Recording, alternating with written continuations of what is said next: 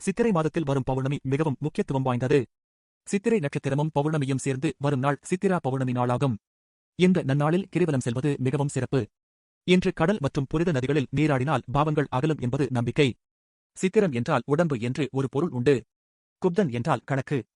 சித்திரகுப்தன் முதலில் பார்வதி தேவிக்கு ஒரு சித்திர வடிவில் பிறந்தார் என்பதும் பின்னர் கோமாதா காமதேனுவின் வயிற்றில் நுழைந்து சித்திரா பௌர்ணமி நாளன்று பிறந்தார் என்பது ஐதீகம். மேலும் சித்திரா பௌர்ணமி அன்றுதான் சித்திரகுப்தனின் திருமணம் நடைபெற்றதாகவும் ஐதீகம்.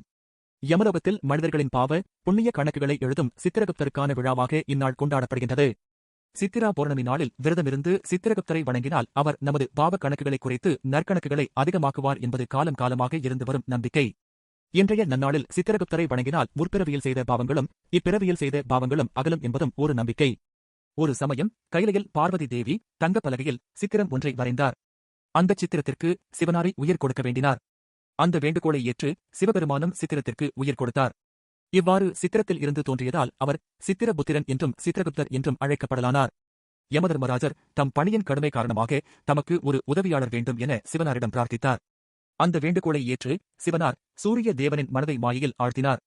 அதன் விளைவாக வானவில்லின் 7 நிறங்களும் சேர்ந்து உருவமான நீனாதேவி என்ற பெண்ணைக் கண்டு சூரிய பகவானுக்கு காதல் ஏற்பட்டது. இவ்விருவருக்கும் தோன்றிய புதல்வனே சித்திரகுப்தர். அவர் தோன்றும் பொழுதே 7 மற்றும் எழுத்தாணியுடன் தோன்றினார். காஞ்சியில் சிவபெருமானை குறித்து கடும் தவம் இருந்து அஷ்டமாசித்திகளும் அடைந்தார் சித்திரகுப்தர். அதன்பின் இறைவனின் ஆணையின் பேரில் யமதர்மராஜருக்கு கணக்காளராக இருந்து ஜீவராசிகளின் பாவ புண்ணியங்களை கணக்கிட்டு வருகிறார். இதன் காரணமாக சித்திரகுப்தருக்கு காஞ்சியில் தனிக்கோயில் இருக்கிறது. சூரியன் சிவனின் அம்சமும் சந்திரன் சக்தியின் அம்சமும் ஆவர். எனவே சித்ரா பௌர்ணமி நாளில் சிவசக்தி வழிபாடு செய்வது சிறப்பாகும்.